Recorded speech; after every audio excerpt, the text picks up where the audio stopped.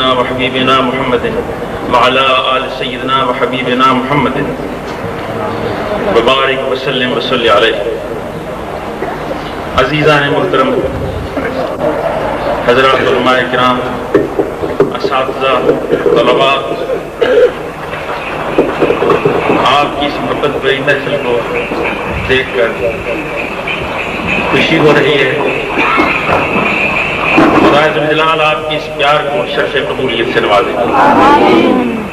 میرے ذہن میں یہ بات نہیں تھی کہ آپ نے ایسا کرنا ہے، اور صبح تک پتہ نہیں تھا، بلکہ اس وقت تک پتہ نہیں تھا کہ آپ نے یہ اہتمام کیا ہوا ہے، ورنہ میں کچھ سوچ کر آپ کو سنانے کے لیے آتا۔ ہنگامی طور پر یہ جو آپ نے ذکر کر دی ہے، آپ نے مجھے آج سے 2 مہینے قبل یہاں سے دعاؤں کے ساتھ روانہ کیا تھا کہ اللہ تجھے صحت دے، اور یہ دعائیں آپ کی ہمیشہ میرے ساتھ رہی۔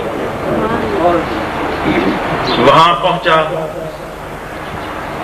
تو پہلے 15 دن تو خاموشی میں گزر گئے کہ وہاں بھی اطلاع تھی کہ کسی کو اطلاع نہیں دینا، مگر اتفاق ایسا ہوا کہ وہاں کے برمنگھم کے ہارٹ لینڈ ہسپتال میں علاج رہا، اور اللہ تعالیٰ نے آپ کی دعاؤں سے شفا سے نوازا۔ وہاں ختم نبوت کانفرنس میں شامل ہونے کا صاحبزادہ منور حسین شاہ صاحب جماعتی دامت برکات ہوں، ان کا فون اور خط ملا کہ آپ شامل ہوں۔ اس شمولیت کے بعد پھر دوستوں کو بھی پتہ چلا۔ وہاں 2 مرتبہ پہلے بھی میں گیا، یہ تیسری مرتبہ تھی۔ اس مرتبہ وہاں کے اخبارات، رسائل، کچھ علماء سے میل جول، کچھ لوگوں سے تعلقات کا زیادہ موقع ملا۔ میں نے جو وہاں محسوس کیا، اس ملک میں رہ کر 3 ملکوں کا اس وقت مجھے دیکھنے کا اتفاق ہوا، انگلینڈ، سکاٹ لینڈ اور سعودی عرب۔ وہاں کی بات پہلے سنا، آخر میں مدینہ طیبہ کی 1-2 باتیں عرض کر دوں۔ وہاں پہنچ کر جو محسوس ہوا وہ یہ تھا کہ اسلام اپنے صداقت کے زور پر، سچائی کی قوت پر اتنا تیزی سے پھیل رہا ہے کہ دشمن کانپ رہے ہیں۔ نعرہ تکبیر،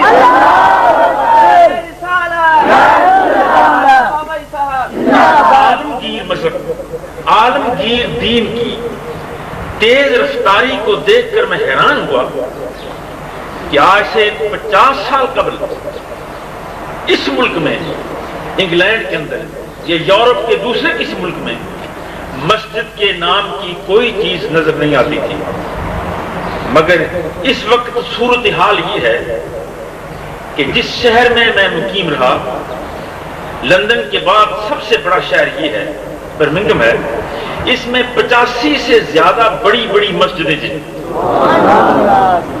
اور عزیزان محترم، یقین جانے میں نے قریب ہو کر جو دیکھا، گرجاؤں کو دیکھا، جا کر دیکھا، جو کہ ایک ٹھرک تھا، خیال تھا کہ میں دیکھوں تو صحیح جس دین میں میں ہوں اس دین کی قوت کا کیا عالم ہے۔ گرجاؤں میں خاک اڑ رہی ہے، مگر مساجد کی گہمی جو ہے وہ دلوں کو خوش کر رہی ہے۔ اس کی تیز رفتاری، صداقت کی قوت کا یہ عالم ہے کہ یوسف اسلام جو کسی وقت گویا تھا، اور لچر قسم کا گویا تھا، فحش گویا تھا، لوگ اس کی اس فحش کلامی سے اتنے مروب اور متاثر تھے کہ جہاں اس کا نام آتا تھا، اب یوسف اسلام اب نام ہے، پہلا نام کو دوسرا تھا، جہاں وہ چلا جاتا تھا لوگ ہزاروں کی تعداد میں اس کے شہرائی پہنچ جاتے تھے۔ خلاق کائنات جل مجدہ کا کرم ہوا کہ اس نوجوان گویے نے دامن مصطفیٰ کو تھام لیا۔ اب اس کی یہ حالت ہے، یوسف اسلام کی اب یہ حالت ہے کہ 30-35 سال کی عمر ہے ان کی، لمبا چوگا پہنے ہوئے ہیں، لمبے پٹے رکھے ہوئے ہیں، داڑھی شریف خوبصورت ہے، اور چلتے ہیں تو دیکھنے کو جی چاہتا ہے. اور کروڑوں روپے نہیں، کروڑوں پاؤنڈ، ایک پاؤنڈ کی قیمت آج کل 60 روپے کے لگ بھگ ہے. کروڑوں پاؤنڈ جو اس شخص نے گا کر فحش کلامی کے ساتھ اور لغو بیانی کے ساتھ کمائے تھے، جو ہی دامن مصطفیٰ میں داخل ہوا وہ سارے مصطفیٰ پر نثار کر دیے.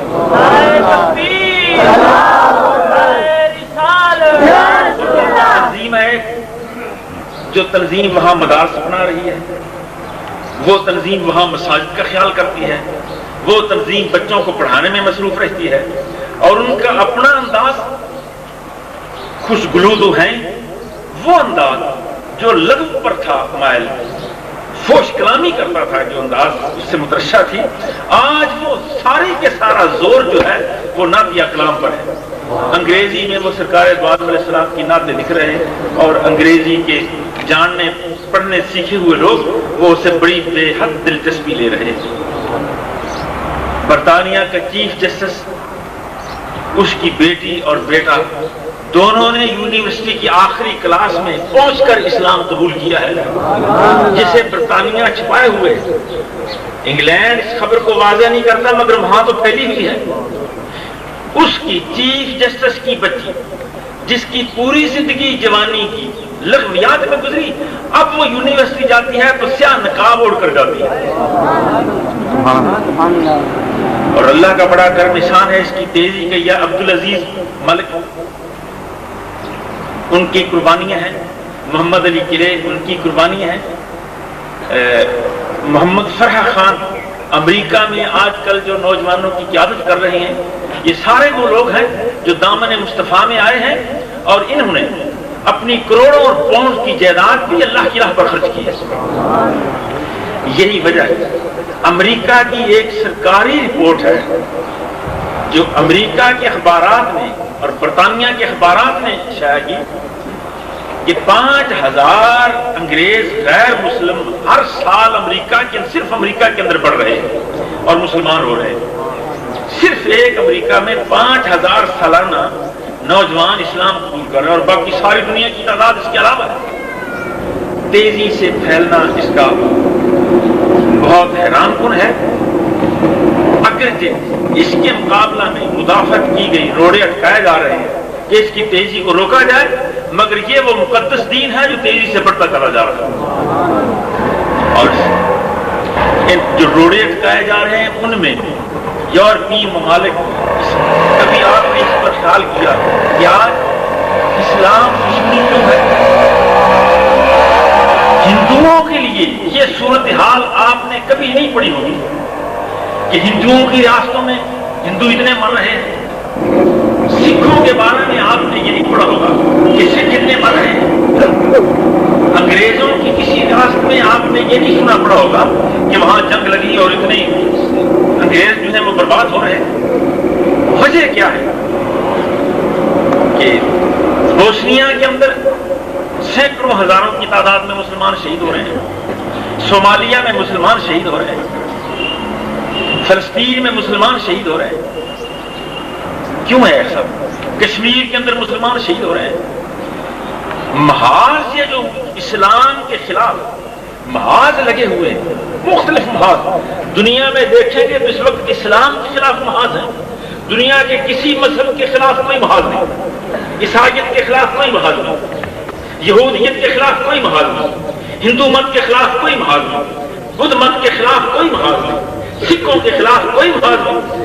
اگر محاذ ہے تو وہ اسلام کے خلاف ہے. کیوں ہے ایسا؟ ایسا اس لیے ہو رہا ہے کہ یورپی ممالک کی اسلام دشمنی نے یہ یقین کر لیا ہے کہ اگر اس کی رفتار اسی طرح رہی تو کل کو معاملہ صاف ہو جائے گا. اس لیے قدم قدم پر وہ روڑے اٹھا رہے ہیں کہ کسی طرح سے مدافعت کی جائے، مگر اللہ کے فضل سے یہ بڑھتا ہی چلا جا رہا ہے، بڑھتا ہی چلا جا رہا ہے. اور مجھے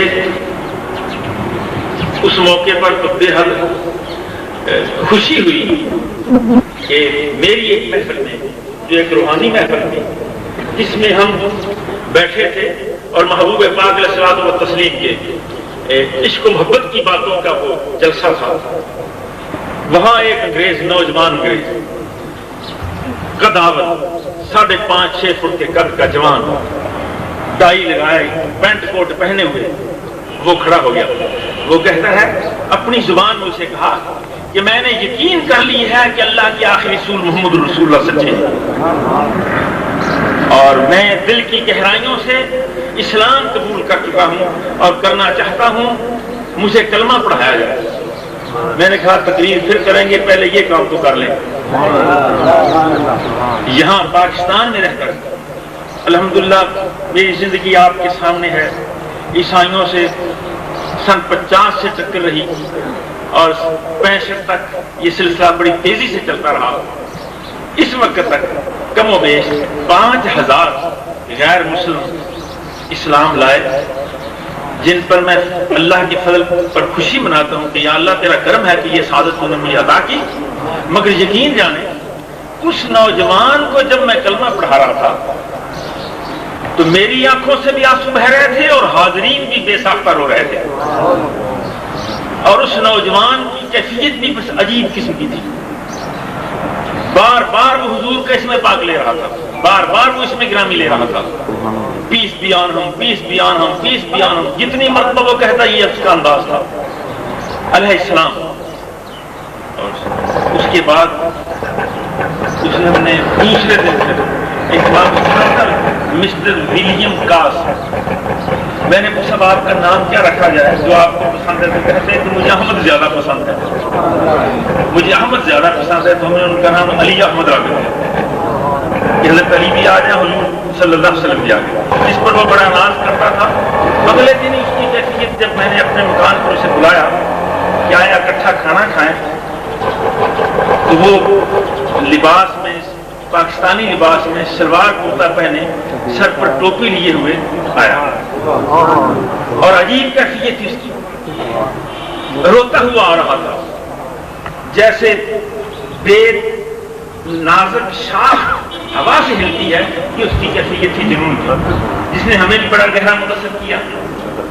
پھر میں اپنے قرآن پاک انگلش میں لکھا ہوا ایک تحفے کے طور پر پیش کیا کہ یہ آپ پڑھیں، اور وہاں ایک ساتھی کی ذمہ لگایا کہ انہیں دین کی تعلیم کا سلسلہ جاری کریں، اور امید ہے کہ وہ ہمارے 24 دسمبر کے ہونے والی اجتماعی دعا کے اندر امید ہے کہ وہ شامل ہوں گے. پھر آپ کو وہ دکھائیں گے انشاءاللہ. اسلام کی تیزی اتنی تیزی ہے کہ وہ لوگ دنیا جو یورپی ممالک حیران ہیں، مختلف ہیلوں بہانوں سے اس کی مخالفتیں شروع ہو رہی ہیں. برطانیہ کے اندر یہ باتیں میں نے برطانیہ کے اندر کہیں، اسکاٹ لینڈ میں کہیں کہ اسلام کو روکنے کے لیے جو حربے اختیار کیے ہیں، مثلا برطانیہ ہے، برطانیہ نے اس وقت 1.5 ارب، قریب 1.5 ارب مسلمانوں کی ہمدردیاں ختم کر دی ہیں. مسلمانوں کو برطانیہ سے اس وقت دینی مذہبی لحاظ سے کوئی ہمدردی نہیں کہ اس نے گستاخان رسول کو اپنے ہاں بنا لے رکھی ہے. بنگلہ دیش کی وہ تسلیمہ تھی، وہ اس کی پناہ میں ہے. سلمان رشدی اس کی پناہ میں ہے، اور ہزاروں لاکھوں پاؤنڈ ماہانہ ان کی حفاظت پر مرزائیت کو فروغ دینے میں برطانیہ پیش ہے. اور باقی ممالک جو یورپین ہیں وہ بھی اسلام دشمنی کے لیے کوئی کسر نہیں چھوڑ رہے. اس کے کئی دروازے انہوں نے کھولے ہیں جو میں نے وہاں رہ کر محسوس کیا. ایک تو اقتصادی مار اسلام کو دے رہے ہیں. اقتصادیات میں جیسے اقوام متحدہ نے لیبیا پر، عراق پر اقتصادی پابندیاں عائد کر رکھی ہیں کہ دودھ سے چھوٹے چھوٹے بچے ہزاروں کی تعداد میں دودھ کی وجہ سے بلک کر جانے دے گئے، مگر اقوام متحدہ پر اس کا کوئی اثر نہیں ہوا. آج کل اقوام متحدہ کا ادارہ جو ہے وہ تو ایک تماش بینی کا اڈا بنا ہوا ہے. جیسے کوئی ظالم آدمی اپنے دشمن کو قتل کر کے اس کی لاش کے ٹکڑے کر کے اس پر بنگڑا ڈالے اور وہ خوش ہوتا ہے، اقوام متحدہ کی یہ حالت ہے کہ جب مسلمانوں کو تکلیف میں دیکھتے ہیں تو وہ خوش ہوتا ہے کہ اچھا ہے کہ مسلمان فلاں حصے میں مر رہے ہیں، بوسنیا میں مر رہے ہیں. توری پالیسی اقتصادی طور پر بھی انہوں نے ہاتھ کھول رکھا ہے، اور پھر جہاں مسلمانوں کو فروغ ہوتا دیکھتے ہیں یہ ممالک، وہیں مخالف آڑے آ جاتے ہیں۔ پچھلے دنوں میں آپ نے دیکھا، اخبارات میں پڑھا، ترکی کے اندر یہ کیفیت رہی کہ اکثریت کے ساتھ رفاہ پارٹی سامنے آئی ہے، مگر اسے حکومت نہیں بنانے دی گئی۔ اگر وہ پارٹی حکومت بنا لے تو اسلام کو فروغ تھا۔ یا جیسے الجزائر کے اندر، الجزائر میں اسلام پسند جماعتوں نے متحدہ گروپ بنا کر الیکشن لڑا، 85% اسلامی نظریات کی قائل جماعتیں جو تھیں 85% ووٹ لے کر وہ کامیاب ہوئی، مگر حکومت نہیں بنانے دی گئی۔ وہاں انگریز پہنچ گیا، وہاں امریکہ پہنچا، جہاں جہاں اسلام کو فروغ کی بات ہوتی ہے وہاں پہنچ کر اس کو ختم کرنے کے منصوبے ہوتے ہیں۔ تو اقتصادی طور پر بھی ہمیں یہ کچلنے کے تدبیریں طریقے کر رہے ہیں، یا جیسے حضور صلی اللہ علیہ وسلم کی دوسرا طریقہ اختیار کیا ہوا ہے کہ حضور کی سیرت کو غلط انداز میں پیش کر کے لوگوں کو بہکایا جا رہا ہے۔ حضور پاک علیہ السلام کی سیرت طیبہ کو غلط انداز میں کہ وہ تو منتقم مزاج تھے، وہ رسول تو ان کا مزاج انتقامی مزاج تھا، بدلہ لیتے تھے اور معاف نہیں کرتے تھے، یہ اتنا بڑا جھوٹ ہے کہ جتنی بھی اس کو حجم لمبائی کہہ لی جائے وہ چھوٹی ہے اور جھوٹ بڑا ہے۔ یہ جھوٹ بڑا ہے، زمینوں سے آسمان تک حجم اگر تصور کر لیا جائے تو جھوٹ اس سے بڑا ہے، یہ چھوٹے ہوتے۔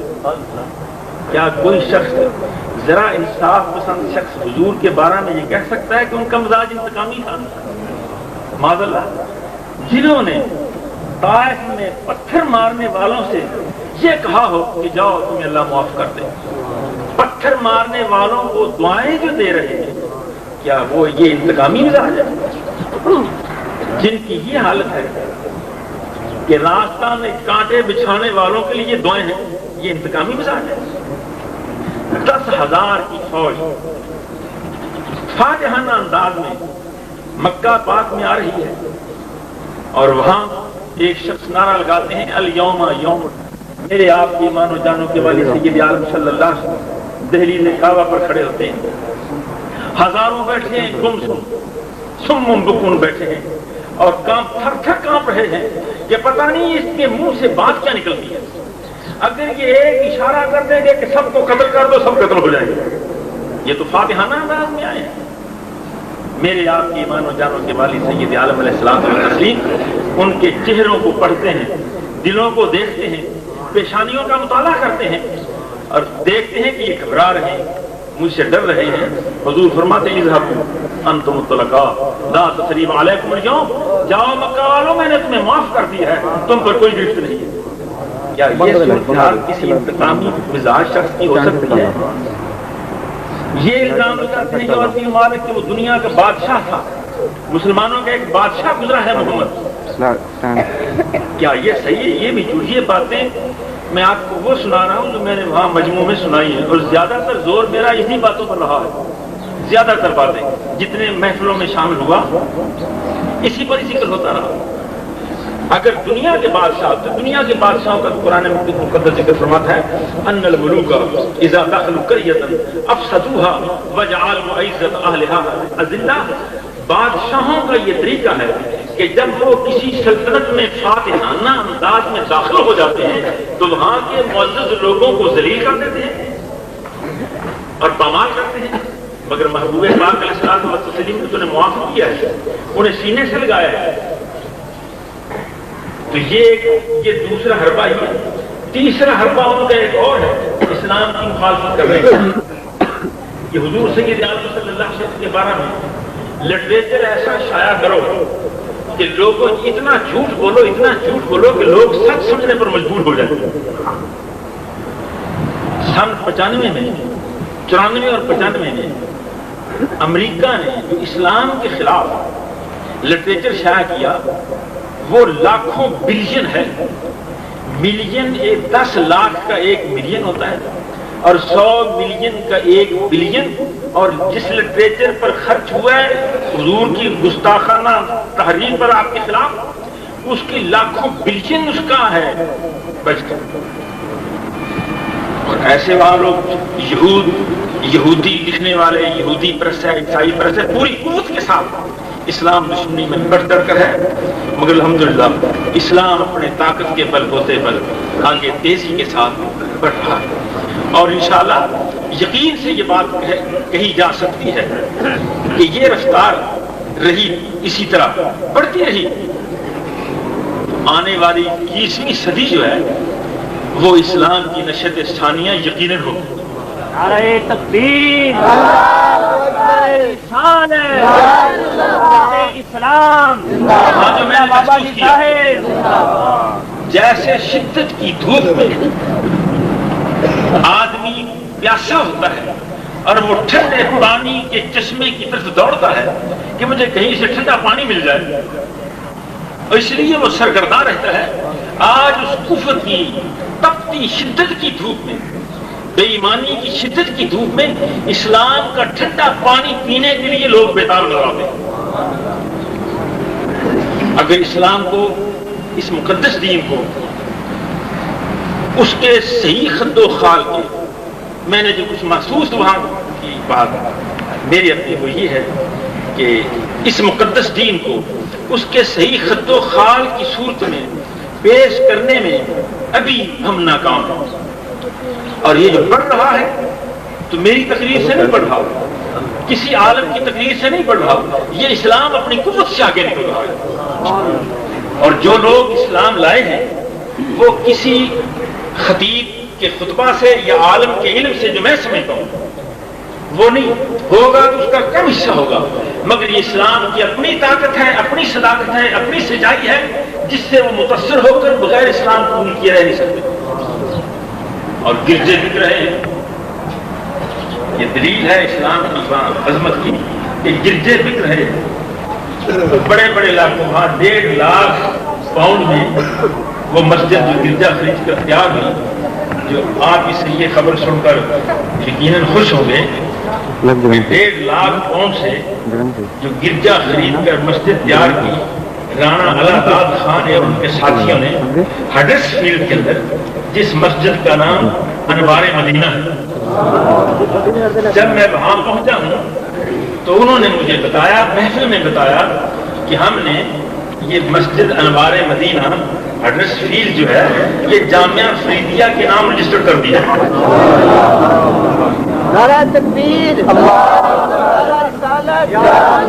پہلے وہ مسجد، وہ کہتے تھے کہ پہلے وہ مسجد ہمارے کنٹرول میں تھی، جو ہماری جماعت چاہتی تھی، پارٹی چاہتی تھی، میں اور میرے ساتھی وہ کام کرتے تھے۔ اب یہ اتنی بڑی مسجد 1.5 کروڑ پاؤنڈ جس پر خرچ ہوا ہے، یہ ہم نے جامعہ کے سپرد کر دی ہے۔ جامعہ کا نظام تعلیم یہاں چلے گا، جامعہ جسے چاہے استاد کو رکھے، جسے چاہے بدل دے، یہ جامعہ کا نظام۔ تو یہ ایک بہت بڑی، اب اس پر انہوں نے ایک بات اور بھی کہہ دی کہ اب دیکھیے ہم نے اگر یہ کام کیا ہے تو ہماری ایک درخواست ہے کہ مہربانی کر کے آپ ہمیں 6 مہینے دیں، 6 مہینے یہاں ٹھہرے، 6 مہینے پاکستان میں ٹھہرے، کیونکہ ہم نے ایثار کیا ہے، اس ایثار کا صلہ ہمیں ملنا چاہیے۔ یہ ان کا مطالبہ ہے جو میں نے نہیں مانا، مطالبہ ان کا یہ ہے جو میں نے نہیں مانا، میں نے معذرت کی ہے۔ بہرحال آپ سے ربط رہے گا، ٹیلی فون پر ربط رہے گا، خط و کتابت سے ربط رہے گا، رسائل اور کتب سے ربط رہے گا۔ تو انشاءاللہ ہم اس ادارے کو، مسجد کو ایک مرکزی ادارہ بنانے کی کوشش کر رہے ہیں کہ پورے یورپ کے اندر، یورپین ممالک کے اندر برطانیہ سمیت وہ ادارہ دین کا کام کرے، اور یہی ہمارا نظام ہے۔ میں بیماری تکلیف بھی تھی، مگر جس نے بھی بلایا میں وہاں گیا، اگرچہ ڈاکٹر صاحب، اگرچہ میرا سودا مختصر تھا، بڑا سادہ تھا، بڑا سادہ سودا تھا، منڈی بھری ہوئی تھی، منڈی سودے کی بھری ہوئی ہے، وہاں گاہک بھی بڑے تھے، آڑتی بھی بڑے بڑے لوگ میں نے دیکھے، ان کی دکانیں بھی بڑی شاندار دیکھی، مگر میرا وہ مختصر سودا جو تھا، میں نے محسوس کیا کہ اس سودے کے خریدار بہت زیادہ نظر آ رہے تھے، اور وہ سودا کیا تھا؟ وہ عشق مصطفیٰ کا سودا تھا، وہ یاد حبیب کا سودا تھا، وہ محبوب پاک علیہ السلام کی محبت کا سودا تھا، جو میں نے لوگوں کو دکھایا کہ یہ وہ رسول، اور انہی باتوں پر کہ وہ منتقب المزاج نہیں ہے، وہ کریم ہے، وہ میرے جرموں کو نہیں دیکھتے، وہ اپنے کرم کو دیکھا کرتے ہیں، وہ میری خطاؤں کو نہیں دیکھتے، وہ اپنی عطا کو دیکھا کرتے ہیں۔ عمر فاروق رضی اللہ تعالیٰ عنہ جب اسلام لائے تو اپنی بہن فاطمہ سے فرمایا کہ فاطمہ مجھے لے چلو نا وہاں، مجھے لے چلو۔ فاطمہ عرض کرتی ہیں کہ بھائی جان آپ چلے جائیں، کوئی بات نہیں آپ جائیں۔ فرماتے ہیں مجھے ڈر لگتا ہے کیونکہ میں نے ان کے خلاف بہت کچھ کیا ہے، ان کے صحابہ کے خلاف کیا ہے، ان کے دوستوں کے خلاف کیا ہے، ان کے بارے میں بہت سی باتیں کہی ہیں۔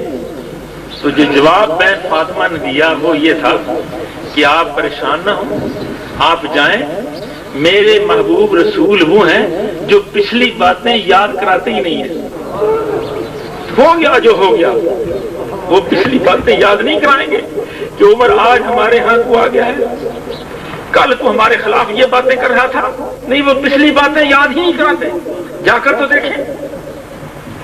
تو محبوب اطہر سید عالم صلی اللہ علیہ وسلم اب لوگوں سے جو آئے، یہ نہیں تھا کہ سودا ختم نہیں ہوا تھا، سودا نہیں ختم ہوا تھا، میرا وقت ختم ہو گیا تھا، ٹائم ختم ہو گیا تھا کہ میں زیادہ وہاں بیٹھ کر وہ تقسیم نہ کر سکا۔ اور اب انہوں نے الحمدللہ ثم الحمدللہ ثم الحمدللہ مانچسٹر میں، برمنگم میں، ہڈرس فیلڈ میں، ڈارلنگٹن میں، والسال میں انہوں نے یہ فیصلہ کیا ان شہروں کے دوستوں نے کہ آپ جب پھر آئیں گے تو ہم یہاں بڑے بڑے ہال جو ہیں وہ بک کروائیں گے۔ ایک دن کے لیے والسل میں ہال بک ہوگا جس میں لوگ ادھر سے آئیں، اور جس طرح جامعہ کے اندر اجتماعی دعا کا منظر ہوتا ہے وہ یہاں ہم برطانیہ میں بھی چلانا چاہتے ہیں۔ یہ ان کی اپنی خواہش تھی جس سے میں متاثر ہوا کہ ان کے دلوں میں محبت ہے، اسلام کی خدمت کا جذبہ ہے، لوگوں کو خدا ذوالجلال جل مجدہ کے قریب کرنے کا ایک انہیں جنون ہے کہ جتنا زیادہ سے زیادہ ہو لوگ قریب آئیں۔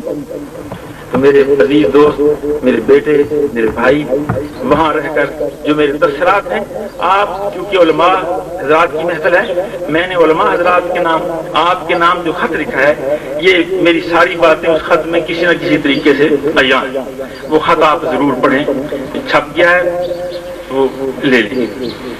میری درخواست ہے علماء سے، کیونکہ ہمارا کام یہ ہے، اللہ کے کائنات نے آپ کو مجھے دین کے پھیلانے کے لیے پیدا کیا ہے کہ ہم دین کا کام کریں۔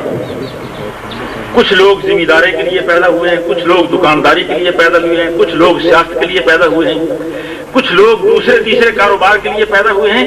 میرے عزیز بیٹو، علماء کرام، میں اور آپ دین کی آبیاری کے لیے پیدا ہوئے ہیں،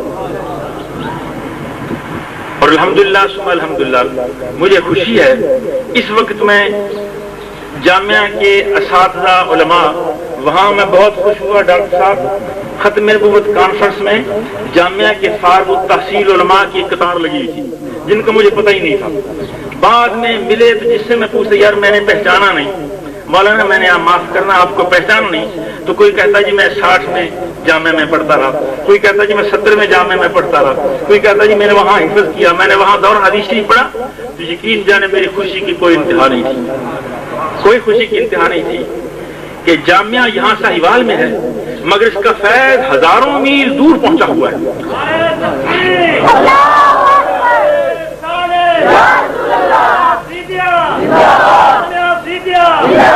اب میں نے انہیں ایک گائیڈ لائن دی ہے کہ مجھے پتہ نہیں تھا، ایک دو دوستوں کے ذمہ لگایا ہے کہ آپ جتنے ہمارے ساتھی ہیں یہاں رہنے والے ان کی ایک تنظیم بنائیں اور منظم ہو کر دین کا کام کریں، کچھ رسالوں کی اشاعت کریں، کوئی دوسرے دوسری کتابیں لکھیں، تقریر، اور اللہ کے فضل سے وہ سارے مساجد کے خطیب ہیں، کوئی مدرس ہے، کوئی خطیب ہے۔ تو چونکہ ہمارا کام یہی ہے، اس لیے اللہ تعالیٰ جل مجدہ ہمیں اسی سلسلہ میں راہیں بھی ہماری کھولتا ہے۔ پہلی مرتبہ جو میں حاضر ہوا تو بارگاہ قدس کی طرف سے میں جو انعام صاحب اس مرتبہ ایک ریسٹورینٹ ریسٹورنٹ کا افتتاح کیا. وہ برمنگم سے 20 میل 25 میل دور تھا. افتتاح کے بعد اس